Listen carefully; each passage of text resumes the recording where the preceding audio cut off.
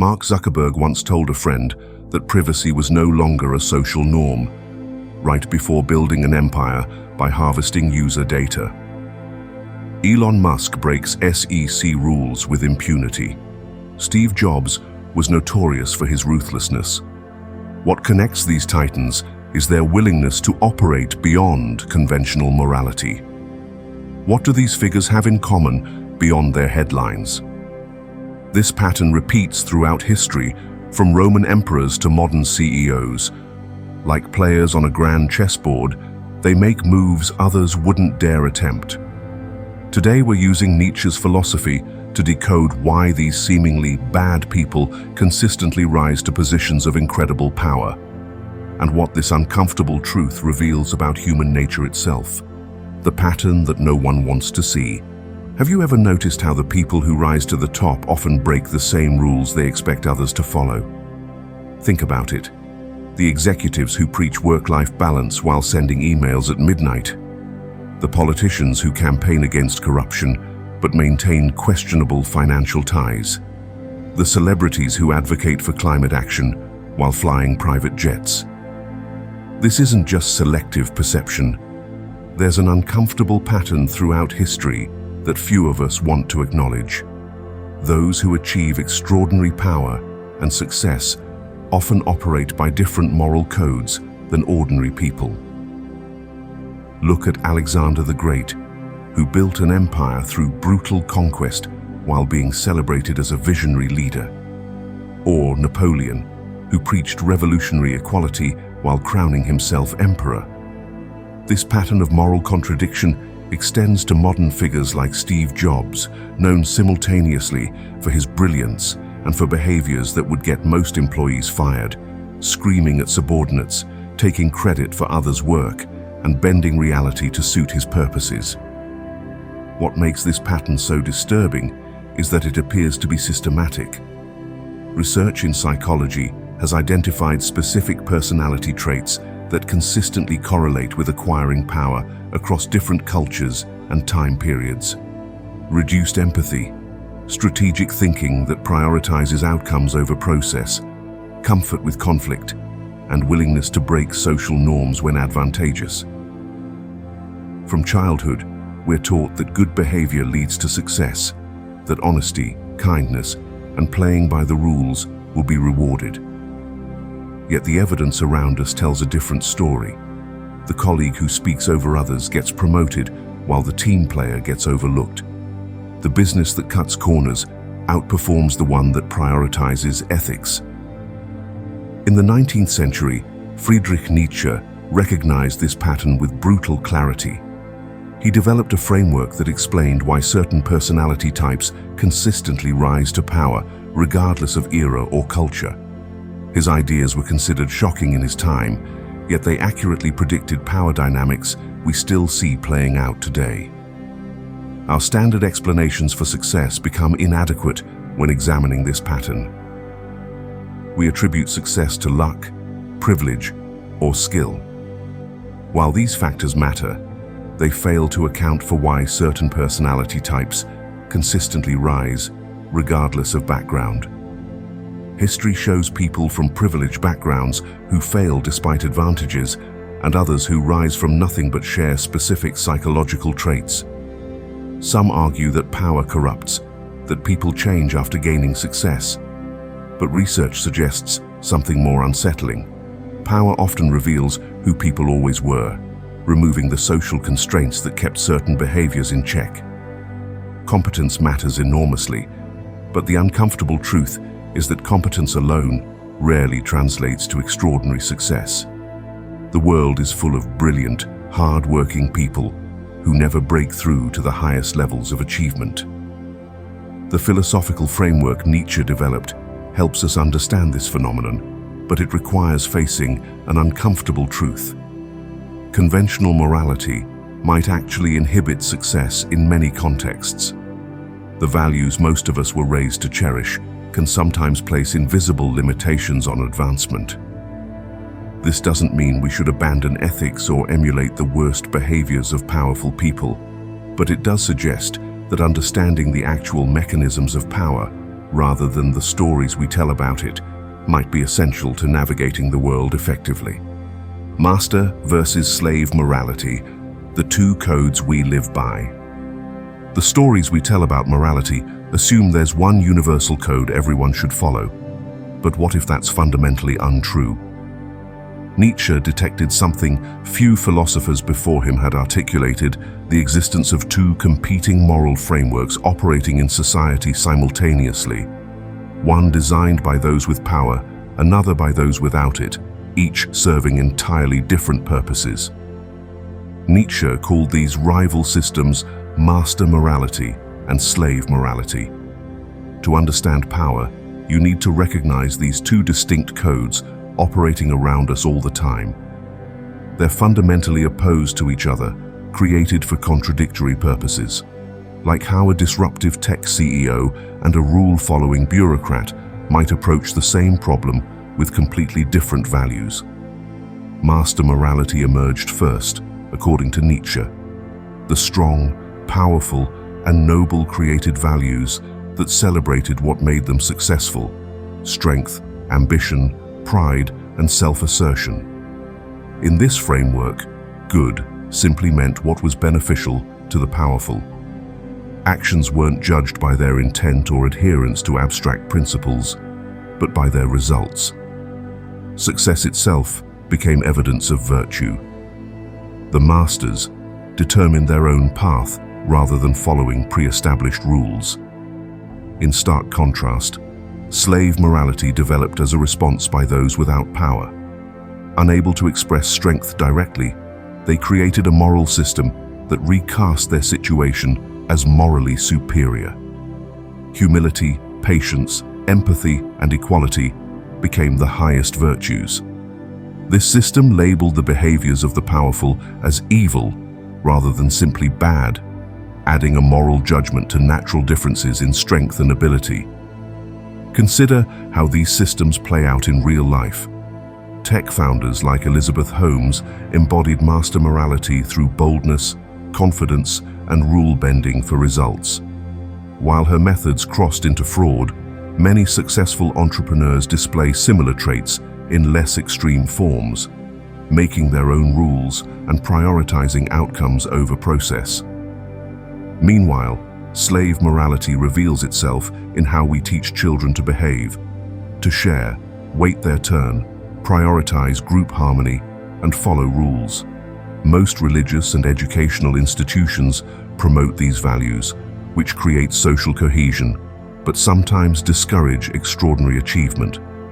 Nietzsche's philosophical insights become strikingly relevant when we examine modern corporate environments. Companies publicly celebrate team players who embody slave morality virtues, yet often promote those displaying master morality traits: aggressiveness, self-promotion, and competitive drive. This contradiction creates that uncomfortable feeling when your boss praises teamwork in meetings, but rewards the colleague who takes individual credit. Look at how we respond to different leadership styles. When a CEO makes unpopular decisions that increase profitability, we might criticize their methods while secretly admiring their results. We publicly praise humility while being drawn to confidence. We teach the golden rule while rewarding those who prioritize selective reciprocity, helping allies and neutralizing competitors. The uncomfortable truth is that modern society operates with this moral contradiction at its core. We collectively promote one code while rewarding another. The manager who insists their team needs work-life balance while expecting responses at 10 p.m. isn't necessarily hypocritical. They're navigating the gap between these two moral systems. Today's most effective leaders aren't amoral. They're operating by a different moral code that values strength, agency, and outcomes above conventional ethics.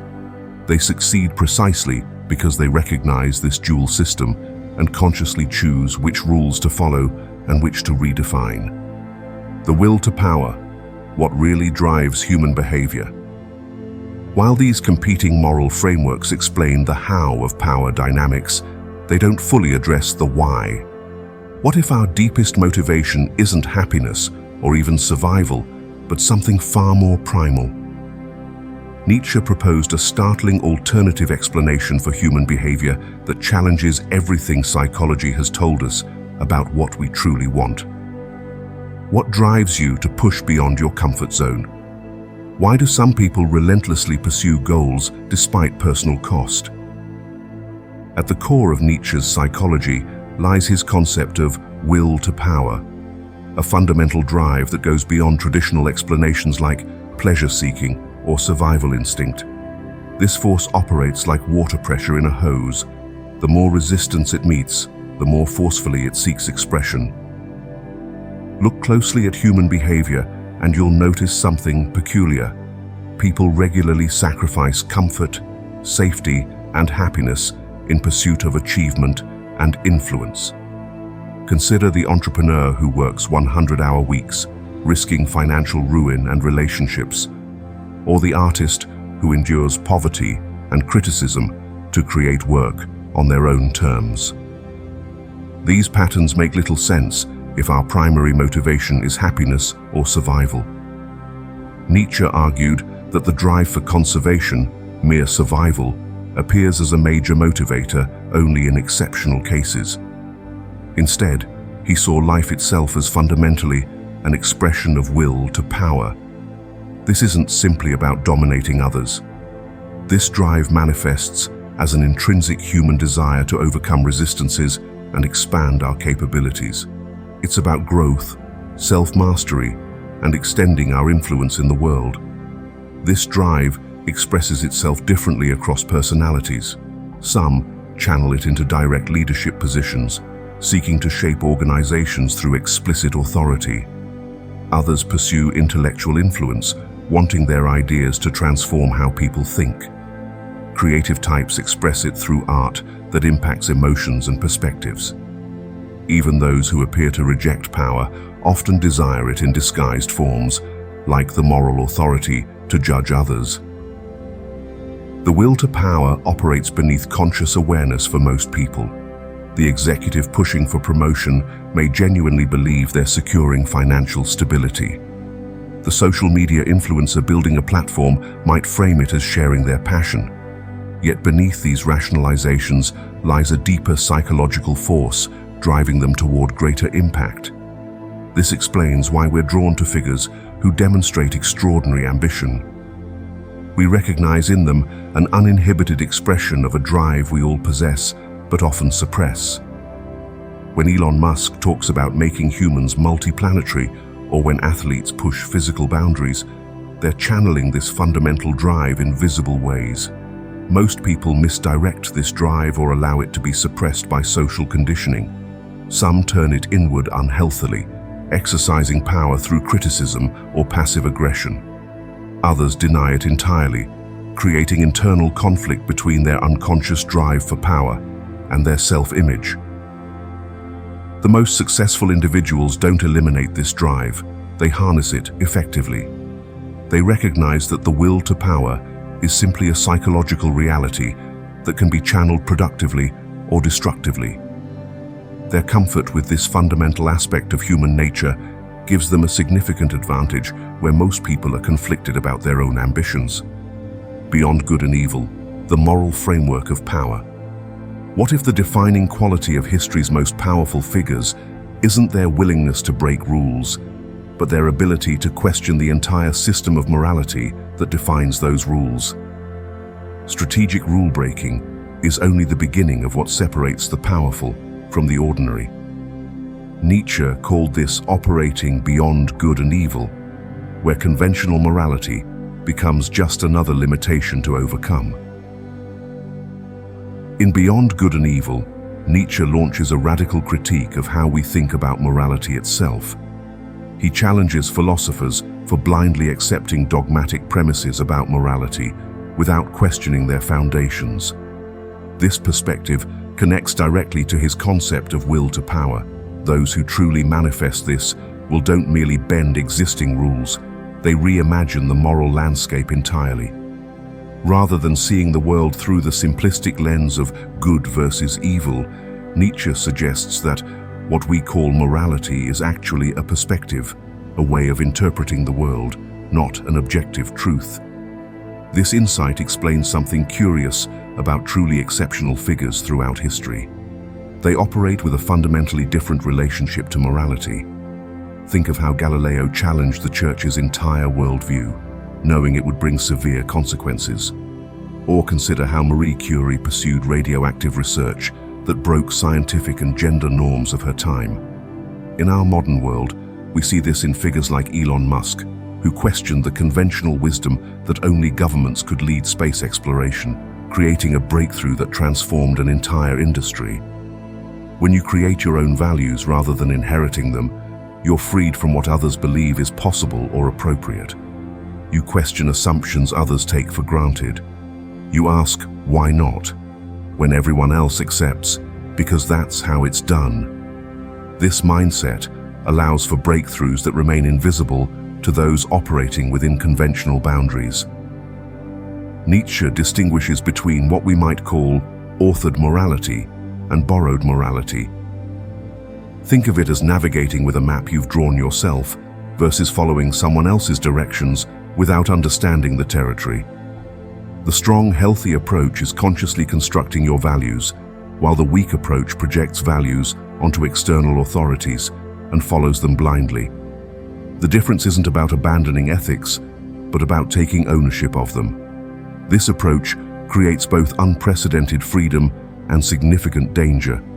When you step beyond conventional moral frameworks, you gain the ability to innovate, create, and transform in ways others can't imagine. But you also risk causing harm if you lack a coherent alternative value system. Those who successfully operate beyond traditional moral frameworks don't simply abandon all ethics. Instead, they develop their own coherent value systems based on different priorities. They move from following rules to pursuing principles. Their morality becomes affirmative rather than restrictive. The most powerful leaders understand this intuitively.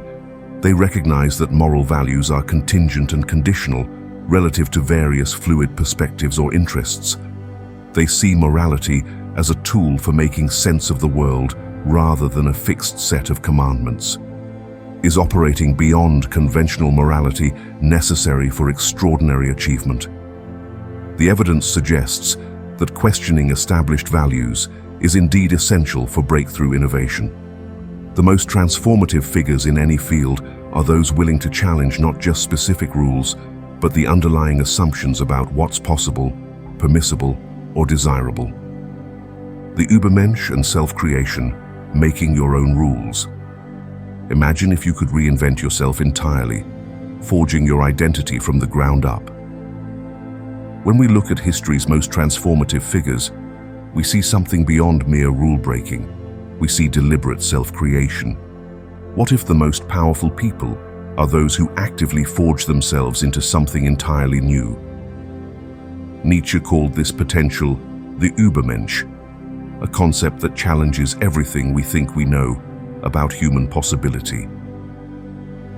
The Übermensch isn't simply a person who rejects society's rules. This is far more radical.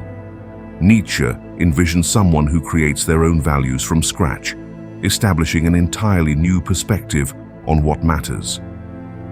This isn't about small improvements or minor rebellions. It's about transforming yourself beyond current human limitations. From childhood, we're typically taught to fit into predetermined boxes, follow these career paths, value these specific traits, measure success by these standards. The educational system, media, and social norms all push us toward conformity, toward accepting values created by others.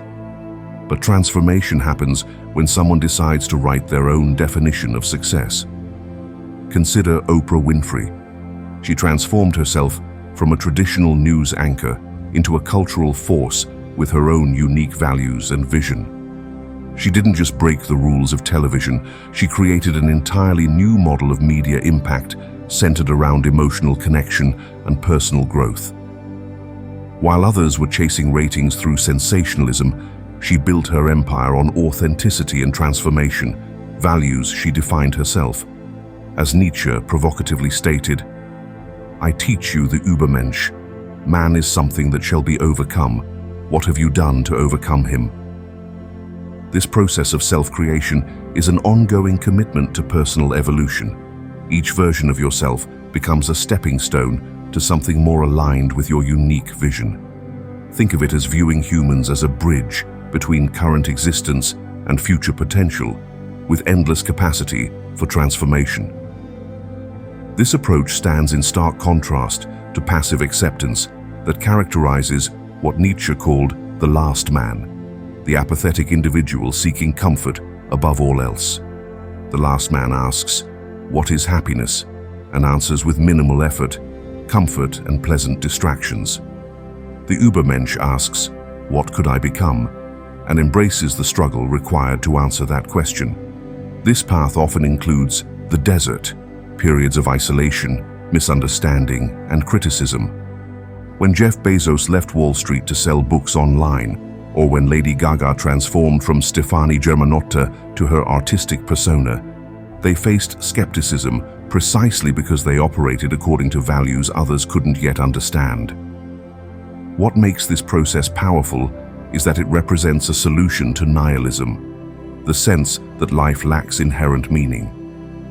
Rather than being paralyzed by the absence of universal meaning, the Übermensch creates meaning through self-authorship. In a world where traditional values have collapsed, this capacity for meaning creation becomes necessary. While not everyone will transform entire industries, the fundamental principle, creating yourself according to your own vision rather than following external expectations, is universally applicable. The scale may differ, but the process remains the same. Nietzsche challenges us to take responsibility for creating our own values rather than blindly accepting inherited ones. The distinction is crucial. Rejecting all values leads to nihilism, while creating your own leads to authentic power. Navigating power. Ethically, the path between weakness and corruption. Creating your own values sounds liberating, but it confronts us with a genuine dilemma that haunts ambitious people everywhere. How do you acquire power without becoming corrupted by it? Most of us have witnessed those who compromised everything they believed in to succeed, while others remained so rigidly moral they became ineffective. This apparent binary choice, ethical purity versus compromised success, traps countless individuals in careers and lives that feel fundamentally inauthentic. The good news is that Nietzsche's philosophy offers something beyond this false dichotomy. Rather than choosing between conventional morality and amoral power-seeking, there exists a third path, consciously creating your own ethical framework that incorporates both effectiveness and personal integrity. This path transcends the entire paradigm of having to choose between principles and results. Have you ever faced a situation where you felt forced to choose between doing what works and doing what feels right? Most of us have. But what if this choice itself is an illusion? Consider healthy power versus corrupt power. Healthy power comes from alignment between your actions and your authentic values, while corrupt power stems from disconnection between what you do and what you believe. Great leaders throughout history demonstrate this distinction. Nelson Mandela, during his 27-year imprisonment, developed what he called robust pragmatism, learning his oppressor's language and building strategic relationships with prison guards, while maintaining his core commitment to equality and justice. Ruth Bader Ginsburg created her own approach to power, strategic, persistent, collaborative, choosing carefully which battles to fight openly. She advised, "Fight for the things that you care about, but do it in a way that will lead others to join you." Muhammad Yunus broke financial industry norms by lending to those without collateral while maintaining absolute integrity around his mission of poverty reduction. His success came from consciously choosing which rules served his authentic purpose. What rules in your field might need reimagining? Which principles would you never compromise? Developing your own relationship with power requires practical strategies. First, clarify your non-negotiable values, principles you won't compromise regardless of potential gain. Second, identify the conventional rules that don't serve your authentic purpose. Third, practice strategic integrity, maintaining consistency between your actions and your created values, even when doing so requires courage. Hannah Arendt distinguished between power and strength. Strength belongs to individuals acting alone. Power emerges from people acting in concert. This insight reveals that lasting influence rarely comes from domination, but from creating value systems that inspire collective action. Understanding these dynamics expands your options. You're no longer trapped between ineffectual goodness and corrupt success. You can make conscious choices about which rules to follow, which to break, and which to reimagine entirely. This consciousness transforms your relationship with power from something feared or worshipped into a tool wielded with intention and integrity. Navigating power ethically isn't about finding one universal formula. It's about developing awareness of power dynamics and consciously creating values that allow you to be both effective and authentic. The path between weakness and corruption opens into different terrain where effectiveness and ethics become allies in creating meaningful impact. The reality of power, your choice. Understanding power dynamics isn't about seeing truth so you can manipulate others. It's about awakening to a reality most people never consciously perceive. While many remain blind to the invisible mechanics of how power actually works, this knowledge fundamentally transforms your relationship with success, ambition, and morality itself. Nietzsche's framework reveals something profound about human consciousness itself. His philosophy emphasizes that understanding power is fundamentally about individual awareness, not about finding a universal system everyone should follow. When you recognize that power systems exist, whether you acknowledge them or not, you move beyond naive moral assumptions and into a position of genuine choice. This awareness creates a profound responsibility.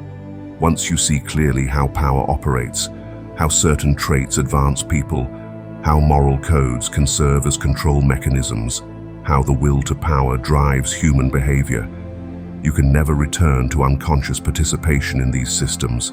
You stand at a crossroads few ever consciously reach. Will you engage with these dynamics intentionally, or continue to be shaped by them without awareness? Most people unconsciously adopt moral values without questioning their origins. They inherit beliefs about how power should work, rather than observing how it actually functions. True moral agency involves examining these inherited frameworks and potentially rejecting aspects that don't align with your authentic vision. As Nietzsche argues, this examination develops a more nuanced, self-aware approach to your values and actions. Consider a modern workplace dilemma. When you see a colleague advance through behavior that contradicts stated company values, rather than feeling bitter confusion, you recognize the underlying power dynamics at play. This clarity doesn't mean you must adopt their approach. It means you can make informed choices about how to navigate similar situations while remaining true to values you've consciously chosen. The process of understanding power is inherently personal. Each individual must navigate this understanding uniquely, determining which aspects of conventional morality to preserve and which to reconsider. Some may embrace certain master morality traits, like strategic thinking, while rejecting callousness. Others might reimagine how compassion and collaboration can be expressed from a position of strength rather than weakness. This knowledge is about developing a relationship with power that allows you to act with both greater effectiveness and deeper integrity. The responsibility that comes with this awareness is to create your own values rather than passively accepting societal norms that may limit both your impact and authenticity. What makes this perspective transformative is how it frees you from the cycle of moral absolutism and cynical nihilism. You can recognize that consciousness itself is the key. Nietzsche viewed awareness of power dynamics as active nihilism, a necessary destructive process that clears the way for genuine value creation. The greatest power may be found in your ability to see reality clearly while maintaining the courage to create meaning in a world where traditional values have been questioned. This combination, clear-eyed realism with creative moral agency, represents the path toward both greater effectiveness and authentic integrity. We've traveled a long journey together through Nietzsche's thinking about power, morality, and human potential. But here's what this exploration ultimately offers: an invitation to engage with power consciously.